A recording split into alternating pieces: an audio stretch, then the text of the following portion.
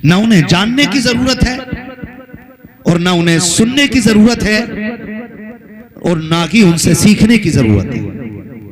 आपके सिखाने के लिए जो सबसे मजबूत पाया है वो आपकी मस्जिद का नमाज पढ़ाने वाला आलिम है। आप उसकी बारगाह में जाइए। अगर आपको कोई मसला समझ में नहीं आ रहा, आप तो मामला अल्लाह खैर फरमाए, फराइज वजू जानने तो मौलवी तक नहीं जा रहा, मोबाइल में चेक कर रहा वजू में फर्ज कितने, मसा कैसे किया जाए। अगर किसी ने शाफई मसलक पे बता दिया कि भीगी उंगली लगा लो तब भी मसा हो जाएगा, फिर मसला गड़बड़ा जाएगा ना। तो उससे पूछिए जिससे हमें सही पता चले। अच्छा, हजरत गूगल वो मुफ्ती है कि जिसके फतवे के बाद भी दिल मुतमईन नहीं होता है। आप अपनी मस्जिद के इमाम से आके पूछिए, वो जो बता देगा उस पे 100% आपका दिल मुतमईन हो जाएगा। ऐसा है क्या? बोलो। बड़ा दुख होता है, कई कई मस्जिदों में ये सुनने को मिलता है कि कल तक जो था ये हाथ यहां बांध के नमाज पढ़ता था, 3 महीने से यहां हाथ आ गए। और फिर वो बहस हमारे अइम्मा से करते हैं, हमारे उलमा से करते हैं। कभी रफ़े यदैन पे बहस है, कभी टांगे फैलाने पे बहस है। याद रखिएगा, जितने फिरके हैं ये जमात अहले सुन्नत से निकले हैं। सुन रहे मेरी बात?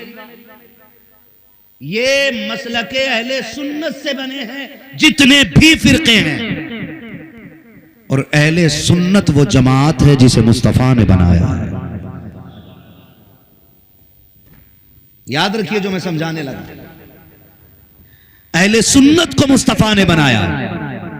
और बाकी देवबंदी, वहाबी, चकड़ालवी, जुब्बाई, बाबाई, अहले खबीस, ये जितने भी फिरके हैं ये जमात अहले सुन्नत से निकले हैं।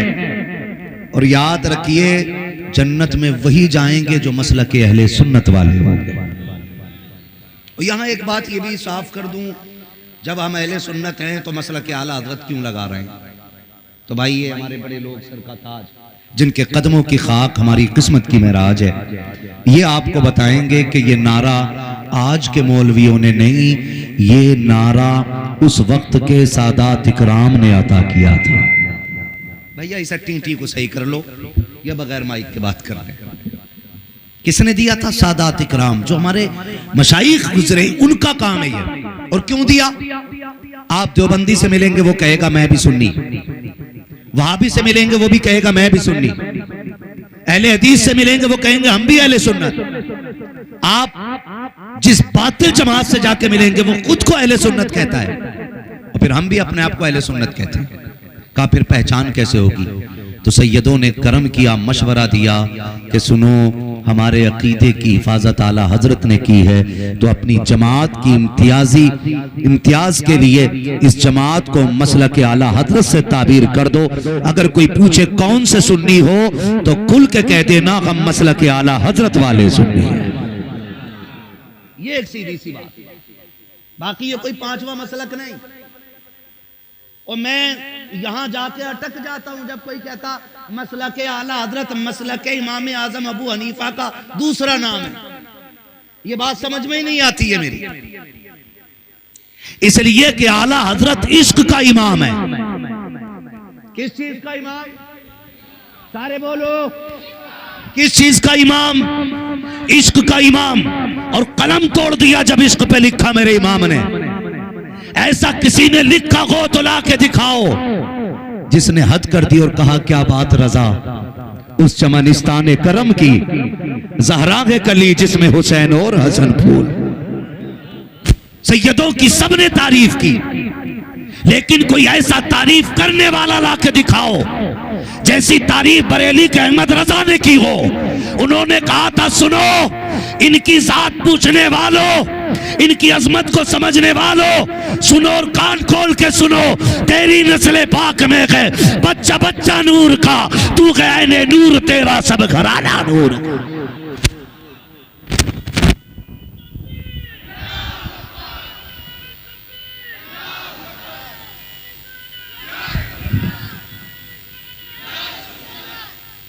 तवज्जो है सारे लोगों की। नौजवानों, ईमान बचाना बड़ा मुश्किल हो गया है, बड़ा मुश्किल हो गया है। ये बात जो कह देते हम लोग ना, मसला के इमाम आजम ही को मसला के आला कहा जाता। मैं कहता हूं गौर कर लें जनाब, आला हजरत ने उस अकीदे की भी हिफाजत की है जो अकीदा हजरत इमाम शाफई का है। हाँ, अभी बात खुल जाएगी। आला हजरत उस अकीदे की भी तर्जमानी करते हैं जो इमाम मालिक का अकीदा है। आला हजरत ने उस अकीदे की भी तर्जमानी की है जो इमाम आजम अबू हनीफा का अकीदा है। अकीदे में चारों इमाम एक है, फिक़ही मसाइल में इख्तिलाफ है, तवज्जो है ना, लेकिन चारों हक पे हैं। चारों, जोर से, चारों हक पे हैं। और ये जो पांचवें इमाम वाली बात आके करता है ना, ये वही करता है जिसकी असल भी खराब होती है, जिसकी नस्ल भी खराब होती है। हाँ, मेरा इमाम पांचवा नहीं है, मेरा इमाम इकलौता है और इश्क का इमाम है, इश्क का इमाम है। जब ये बात कही गई ना, नबी को पीठ पीछे की खबर नहीं माज़अल्लाह, तो ये बात इमाम आजम के अकीदे के भी खिलाफ है, इमाम शाफई के अकीदे के भी खिलाफ है, इमाम मालिक के अकीदे के भी खिलाफ है, इमाम अहमद बिन हंबल के अकीदे के भी खिलाफ है। जब ये बात उठी तो ये चारों इमामों के अकीदे के खिलाफ है।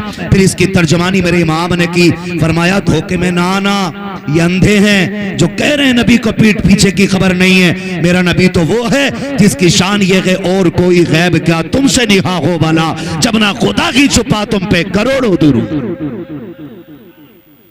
हाँ जी, तो बताओ ये अकीदे की, इन चारों के अकीदे की तर्जमानी हुई कि नहीं? इमाम अहमद रजा का वही मसलक है जो इन चारों इमामों का मसलक। मेरा इमाम इश्क का इमाम है। किस चीज का इमाम है? इश्क का इमाम है। वो निकल आया पाकिस्तान का मिर्जा, प्लम्बर, टंकी फिटिंग का मास्टर, और वो दीन बता रहा है मौलवियों वाला। और हमारी जवानों की नस्ल जो है बड़ी तेजी से जा रही है। लॉजिक है उसकी बात में, लॉजिक समझ में आने वाली बात है। सोन, जो लॉजिक से चले वो इश्क होता ही नहीं, सीधी सी बात। जिसको लॉजिक चाहिए वो इश्क है कि नहीं? लॉजिक ढूंढ रहा था अबू जहल। उसने कहा अबू बकर बता यार, कोई कहे मैं रातों रात अर्शों पे गया, जन्नत देखी, दोज़ख देखी और आ भी गया, मान जाएगा? इसमें लॉजिक है? कैसे कैसे हो सकता? कोई कहे, अब बात कोई कहे तो उसने कहा तुम्हारे यार ने कहा है। कहा अगर उन्होंने कहा है तो फिर सच कहा है।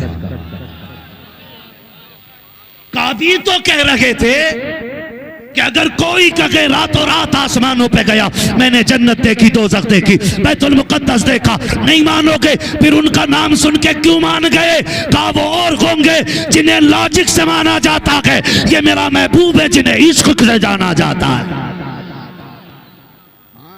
वो कह रहा लॉजिक ही नहीं है, तो वो लॉजिक बता रहा है। ये नौजवान भी कह रहा हाँ उसकी बात में लॉजिक तो है, लॉजिक है। इंजीनियर की बात बताऊं, ये इंजीनियर वो फटीचर, बज़ात, बदनस्ला, बदअस्ला, जिसके माँ बाप भी पैदा करके पछताते होंगे किस शैतान को जन्म दे दिया। ये कुरान की आयत देख के पढ़ता, इसे जेर जबर का पता नहीं, इसे ऐन और हमजा में फर्क नहीं। ये दीन समझा रहा और खिलाफ किसके खड़ा है? उस इमाम आजम के खिलाफ खड़ा है कि जिसको 70,000 तकरीबन हदीसें ज़बानी याद थी। 70,000 सब हदीसें जिसे ज़बानी याद हो उसकी तहकीक को कहता है रिवायत नहीं है कोई। तेरे जैसे 70 लाख जहन्नमी पैदा हो जाएं तब मेरे इमाम के इल्म के 1% बराबर नहीं हो सकते हैं। वो है मेरा इमाम आजम अबू हनीफा, वो है मेरा इमाम। 70,000 हदीसें ज़बानी याद। और जहां मजार बना है ना उनका, मजार ये गुमराह किया जाता है कि जी हदीस वाली नमाज हम पढ़ते हैं, घोड़े की दुम वाली। ये इमाम आजम वाली नमाज पढ़ते हैं, हनफी नमाज इनकी है। मैंने कहा सुन, तेरी नमाज घोड़े वाली है, हमारी नमाज मोहम्मद अरबी वाली है।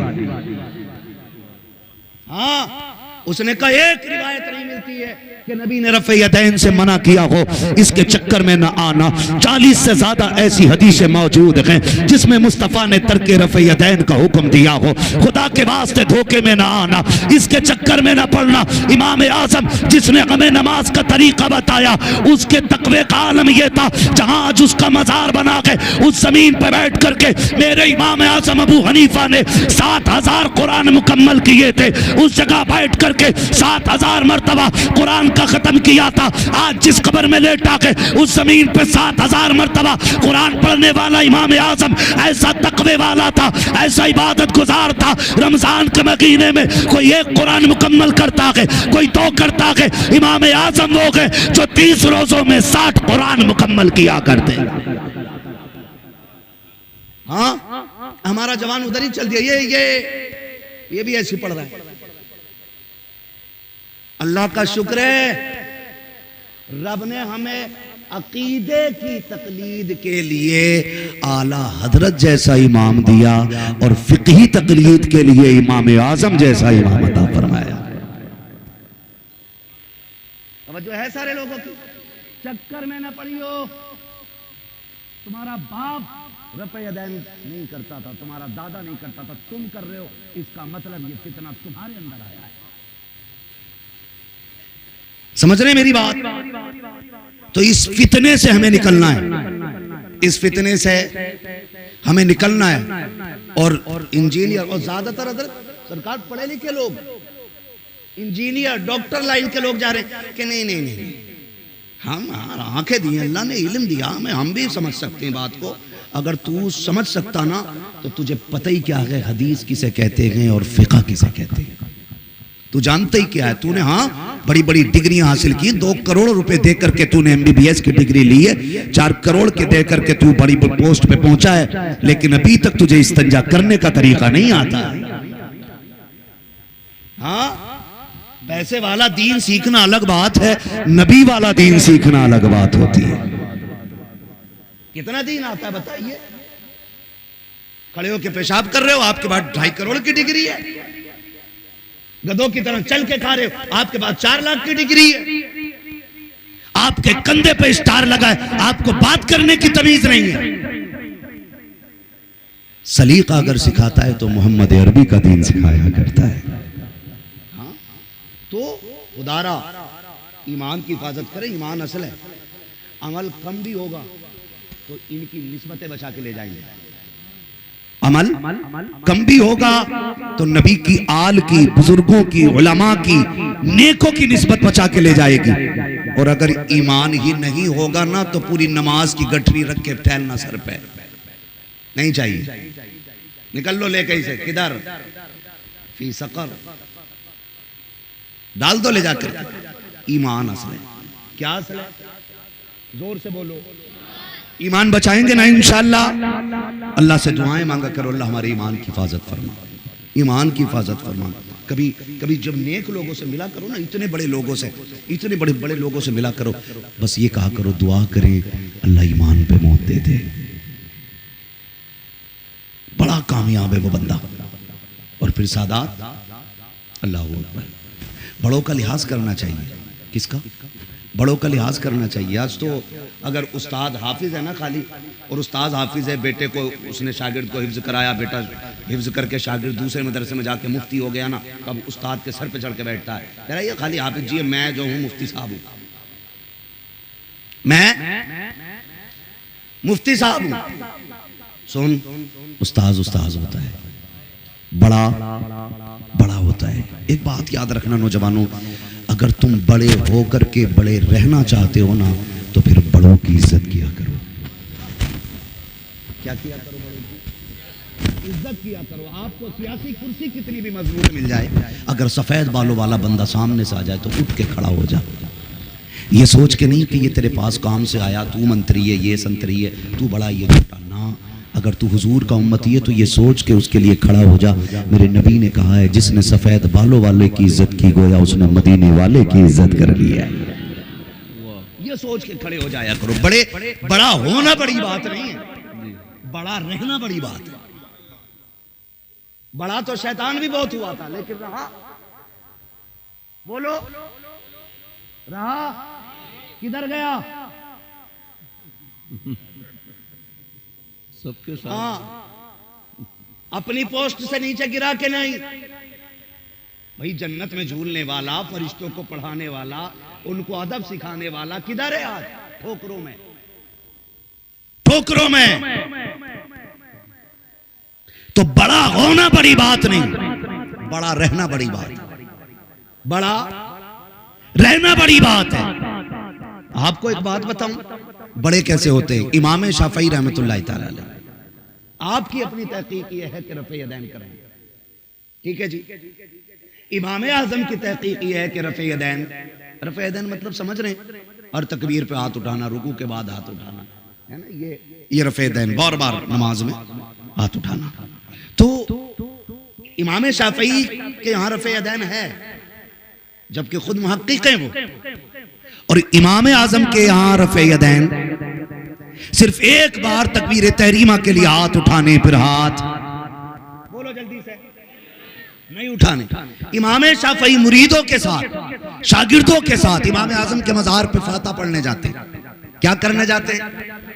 फाता पढ़ने जाते। इमाम शाफई फाता पढ़ने जा रहे हैं, पता चला ये फातहा बरेलवियों का चलन नहीं, ये फातहा जन्नतियों का चलन होता है। सीधी सी बात। इमाम शाफई गए फाता पढ़ने के लिए इमाम आजम के मज़ार पे, और जब गए, जबकि अपना उसूल ये है, नमाज का वक्त हो गया कि रफ़े यदैन करना, नियत बांधी, तो आपने रफ़े यदैन किया ही नहीं। उस तरीके पे नमाज पढ़ी जो इमाम आजम का तरीका है। शागिर्द कहने लगे, हुजूर मुहक्किक हो, इतनी बड़ी तहकीक है, एक दुनिया का बड़ा हिस्सा आपकी तकलीद करता है, और आपने आज यहाँ आकर के अपना तरीका छोड़ करके इमाम आजम के तरीके पे नमाज पढ़ी। तो इमाम शाफई का जवाब सुने, हर बंदे के दिल में बात उतर जानी चाहिए। उन्होंने कहा, बात अपनी जगह है, मैं मुहक्किक हूँ, अपनी जगह है, तहकीक करता हूँ, अपनी जगह है, मेरी तहकीक रफ़े यदैन की है, अपनी जगह है। लेकिन अगर मज़ार में इतना बड़ा मुहक्किक लेटा हो और मैं आकर के यहाँ अपना तरीका चलाऊं, ये शाफई की गैरत को गवारा नहीं होता है। 100 ग्राम इल्म लेके, इल्म नहीं इल्म लेके किलो वालों से पंगा ले रहा है, किलो वालों से। हाँ, इल्म ही है उसके पास, इल्म है ही नहीं। इल्म होता तो लिमिट में होता, लिमिट में। इल्म किसी को मुतकब्बिर नहीं बनाता है, इल्म झुकना सिखाता है।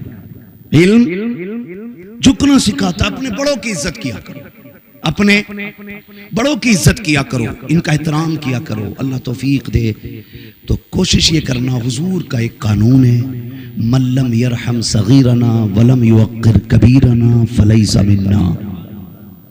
एक हुजूर ने रूल दे दिया, ये एक रूल फरमाया, जो हमारे छोटों पे शफकत ना करे और जो छोटा हमारे बड़ों का अदब ना करे, वो हमारे तरीके पे है ही नहीं,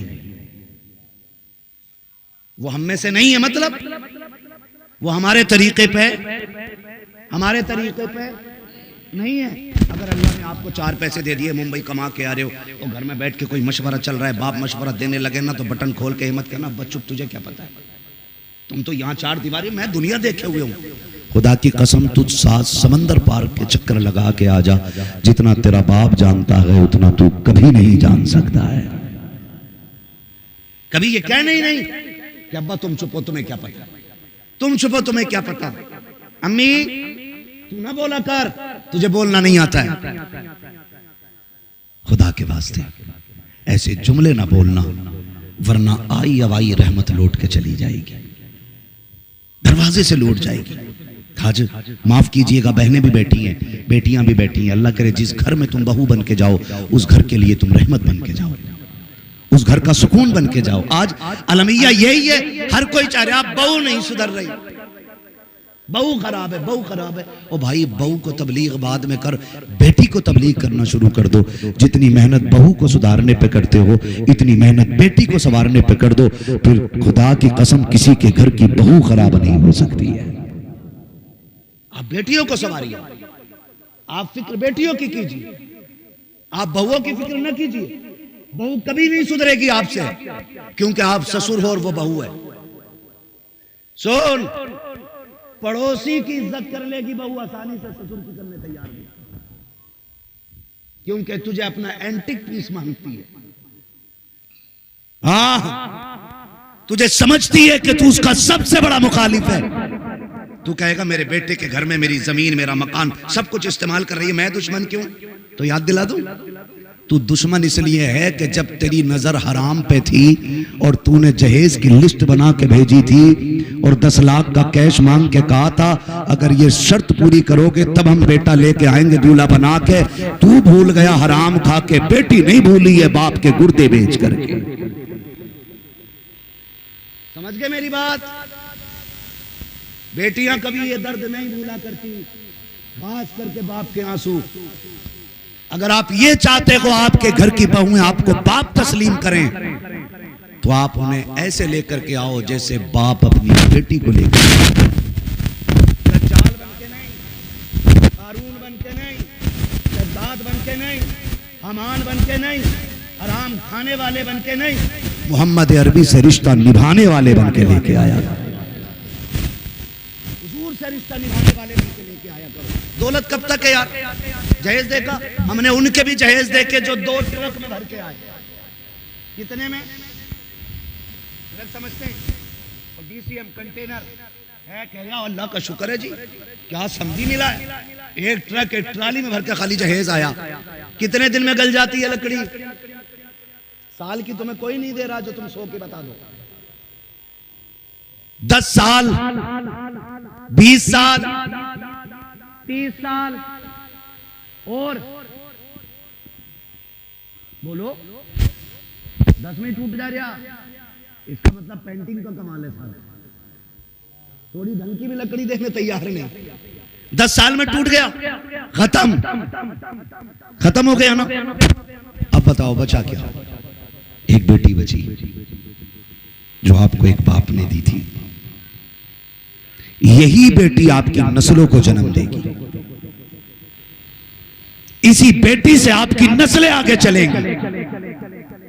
अगर इस बेटी ने अपने बच्चों को तुम्हारे सितम के किस्से सुना दिए, अगर इस बेटी ने ये कहा, इस बेटी ने अपने बेटे से कहा बेटे आज तो मेरी गोद में पल के जवान हो गया है, तेरे बाप पे मैं भरोसा आज तक नहीं करती हूँ। अगर बच्चों ने पूछ लिया अम्मा तुझे बाप पे भरोसा किस लिए नहीं है, ये तो तुझे कबूल कबूल कह करके कुरान के साए में लेकर के आया था, पूरी जिंदगी तेरे लिए कमाता रहा है। अगर इसने तेरी दास्तान अपने बच्चों को सुना दी कि बेटे मैं तो दुल्हन बन के बाद में आई हूँ, लेकिन तेरे बाप का सितम ऐसा था, 3 दिन शादी में रह गए थे, पहले सुपर पे भरोसा किया था, सुपर का सौदा हुआ था, सुपर स्प्लेंडर देना है तब हम रिश्ता करेंगे, हम उस पे एग्री हो गए थे, लेकिन तेरे बाप ने बारात से 3 दिन पहले ये कह दिया था अगर बुलेट नहीं दोगे तो हम दूल्हा बन के नहीं आएंगे। कहा बेटे तुझे क्या बताऊं, जब तक मेरे बाप तेरे नाना बागर से आए थे उनकी आंख में आंसू थे, मैंने पूछा था अब्बा बता तो सकी बात क्या हो गई है, तेरे बाप ने रोक के दिखा दिया था, मेरे बाप ने कुछ और नहीं बताया था।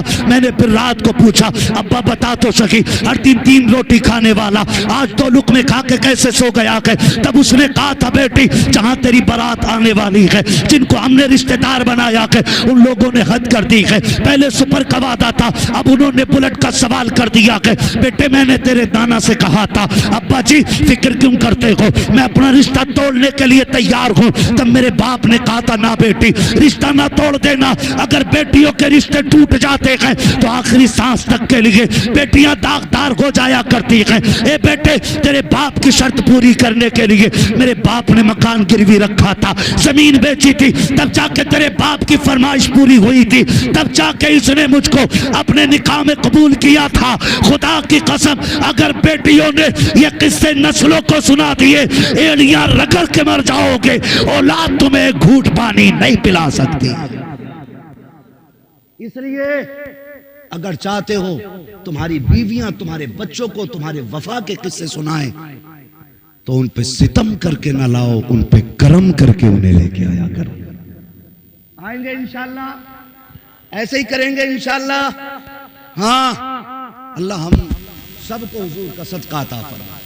है तो नौजवानों सबसे पहला काम ये करना है, जहेज की डिमांड बंद कर देनी है। बंद करेंगे इंशाल्लाह। है जी, कितने लोग पक्का इरादा करके बैठे हैं इंशाल्लाह हम जहेज मांगेंगे नहीं? हाथ उठा के बता दें सुभान अल्लाह। हाय हाय हाय, अल्लाह सैयदादों के सदके में इन उठे हाथों की लाज रख ले। अल्लाह इन्हें इतना गनी कर दे कि कभी किसी के आगे इन्हें हाथ ना फैलाना पड़े।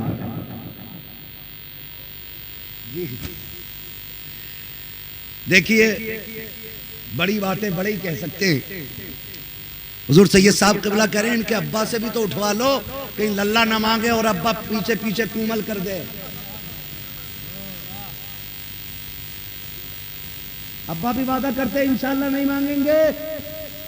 अब्बा के हाथ नहीं उठ रहे हैं, अब्बा नहीं उठा रहा, सरकार ऐसे कह रहा 10 कलुआ में मिलेंगे, 10 मलुआ में, 10 चिद्दा में, 10 बब्बन में, 10 अच्छल में, 5 बेटे तो 50 लाख का हिसाब लगा के अब्बा सीधा बैठा। नहीं उठ रहे, अब्बा के नहीं उठ रहे। सैयद साहब कह रहे हैं अब्बा के नहीं उठ रहे। अगर वाकई कामयाब अब्बा हो तो हाथ उठा के कहो इंशाल्लाह जहेज नहीं मांगेंगे।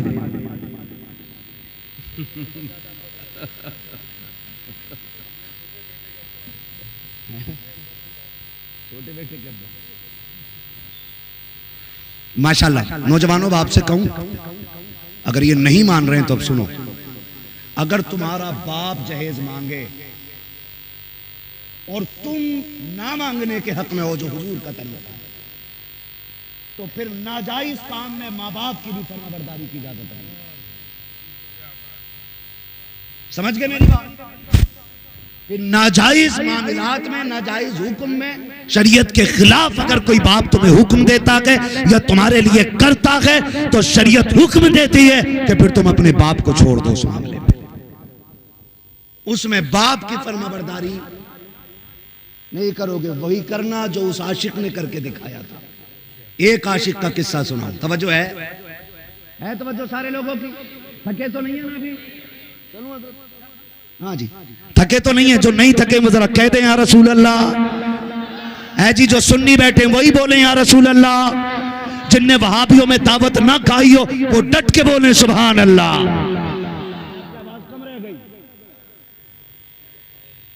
मौलाना मजबूरी है थोड़ी सी, कहीं ना कहीं खानी पड़ जाए। जहन्नम के फरिश्तों ने पकड़ लिया, छुटने की कोशिश करोगे वो कहेंगे हमारी भी थोड़ी मजबूरी है, ऑर्डर ही ऐसा है। आज ले उनकी पनाह, आज मदद मांग उनसे, कल न मानेंगे कयामत में अगर मान गया है। अब्बे लोगों ने हाथ नहीं उठाया। और अब्बा की हकीकत बताऊं, तवज्जो है अरबाब मेंबर की। हाँ, अब्बा का हाल ये है, लिस्ट अब्बा लिए घूम रहा है। बुलेट हो, बेड में जो पिलाई हो ना वो 3 इंची से कम ना हो, जबकि इस बुड्ढे को एक दिन नहीं बैठने देगा बेटा बेड में, और ये खुद जहन्नम खरीदता फिर रहा। हाँ, जहन्नम खरीदता फिर रहा। बारात में ऑर्डर देके कह रहा सुनो में हड्डी नहीं होनी चाहिए। क्यों, तू बगला है? हलक नहीं है तेरा? बेटी वालों का जीना हराम कर रखा है। अल्लाह ने बेटा दिया तो अकड़ मत। अगर वो तोड़ने पे आए ना तो बड़ों बड़ों की कमर तोड़ देता है। जमींदार न बन, और तू है भी नहीं जमींदार, चाहे 1 लाख बीघे का मालिक है या 50,000 बीघे का मालिक है, जमींदार नहीं है। हज़रत जुनैद बगदादी बैठे रास्ते में, एक शख्स गुजरा हुआ जा रहा है, उसने सोचा फकीर बैठा पूछूं। उसने कहा बाबे, कहा क्या? कहा बस्ती किधर है? आपने फरमाया थोड़ा आगे चला जा, बस्ती बस्ती है। थोड़ा सा आगे चला, कब्रिस्तान कब्रिस्तान थे। गुस्से में आया, आके कहना बड़े मियाँ तुम्हें यही नहीं पता इधर कब्रिस्तान है क्या आबादी है? और माने लगे असल आबादी तो यही है, असल आबादी तो यही है। उसने कहा दिमाग खराब ना करो, ये कब्रिस्तान है। हजरत जुनैद बगदादी ने प्यार से बिठाया, फकीरों के काम देखे अल्लाह वालों के, बिठा के कहने लगे बेटे तू ये बता आबादी किसे कहते हैं? उसने कहा जनाब आप बताएं। फरमाया आबादी उसे कहते हैं जिसे छोड़ के लोग कहीं ना जाते हो, जिसे छोड़ के लोग कहीं ना जाते हो।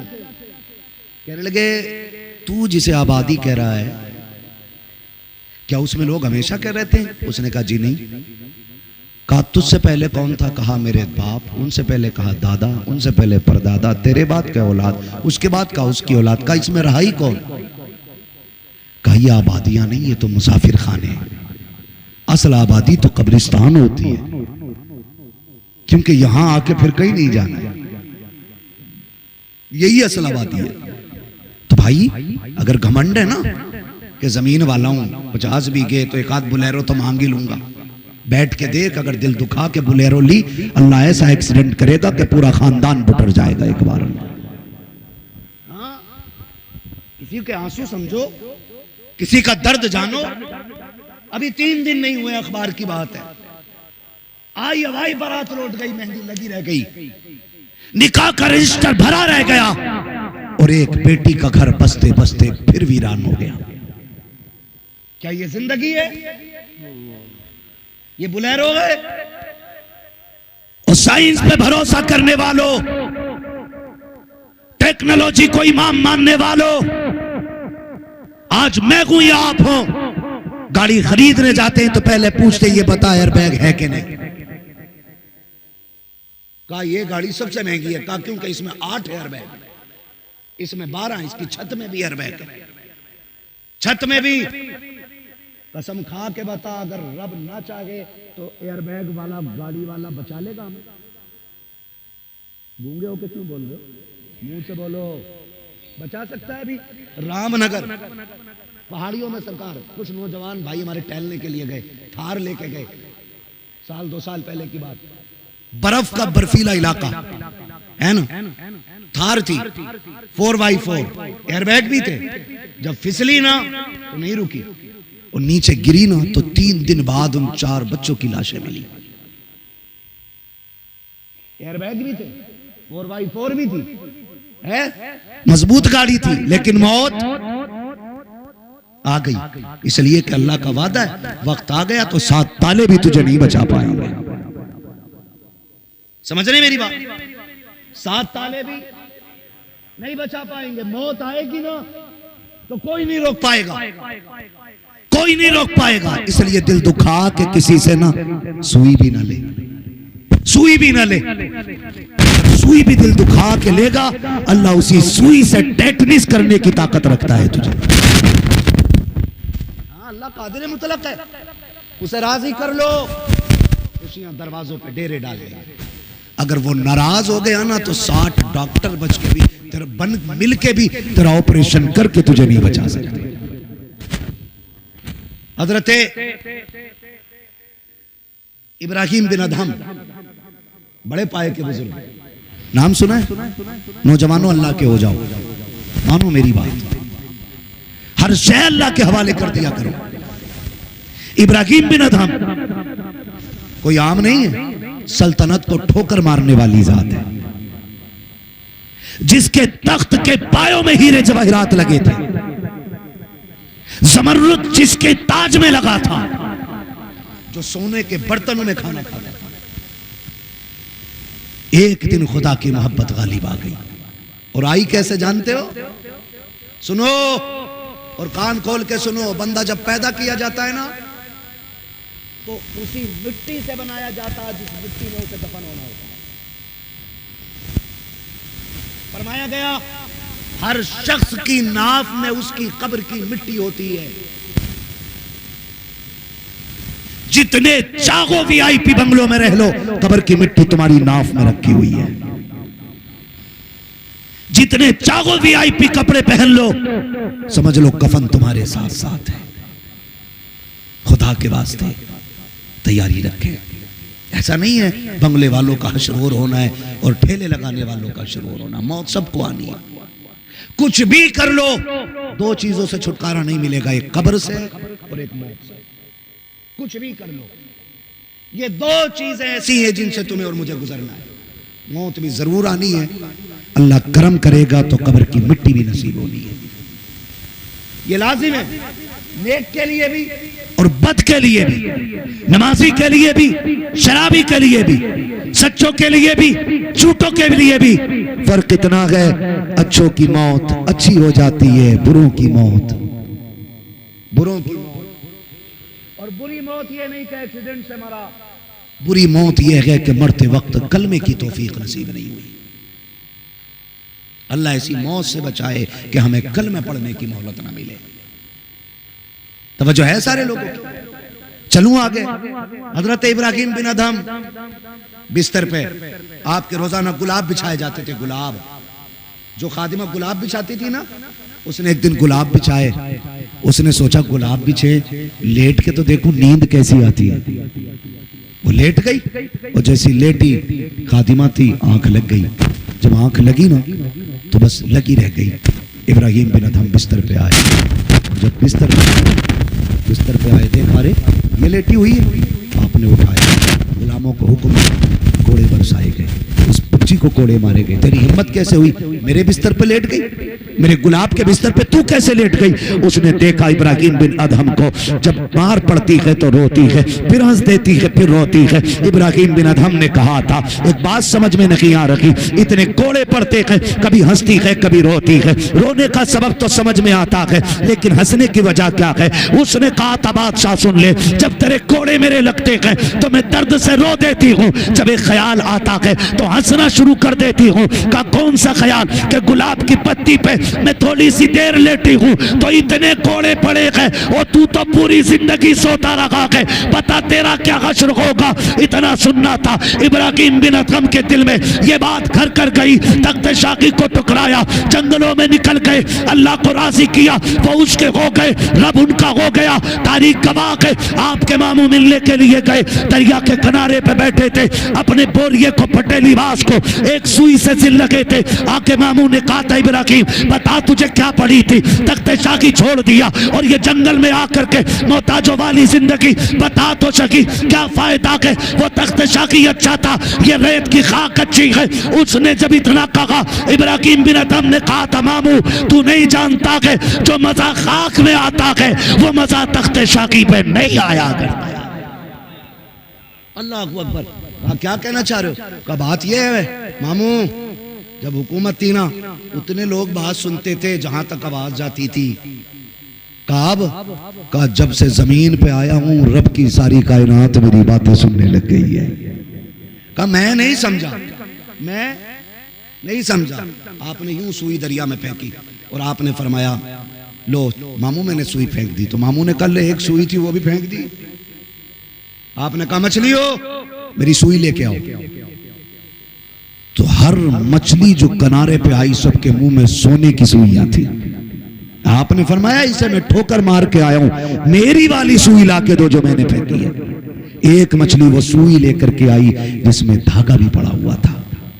कहने लगे, मामू देखा, जब से मैं खुदा का हो गया हूं, कायनात मेरी हो गई है। हम अपने रब के हो जाएं, फिर सब हमारा हो जाएगा, सब हमारा हो जाएगा। और जब तक ससुर के आगे कुत्ते बने रहोगे तो मर जाओगे। ये तुम्हारी भीख मांगने की आदत खत्म नहीं हो सकती। और लड़की वालों से भी गुजारिश है, जो दौलत का कुत्ता हो उसे बेटी दो ही मत। कह दो हम भिखारी नहीं हैं, हम मुस्तती लोग हैं, हम अपनी बेटी भिखारियों में नहीं देंगे, हम अपनी बेटी खुददार लोगों में देंगे। जो आज मांग रहा है, जो आज मांग रहा है, वो जिंदगी भर मांगेगा। और ये अब्बे जो नहीं बोले ना, इन अब्बों के कारनामे, अल्लाह माफ करे। आखिरी बात समझ के सुन ले मेरी, है ये अब्बे लोग नहीं बोले, नुकसान हो रहा था। 10, 20 लाख 50 हजार है, नुकसान हो रहा था। सुनो मेरे भाई, बुजुर्गों से मेरी गुजारिश है, आज आपके आगे बेटा है, कल आपके आगे बेटी भी होगी। कल अगर आपकी बेटी रोई तो फिर किसी पीर का तावीज काम नहीं।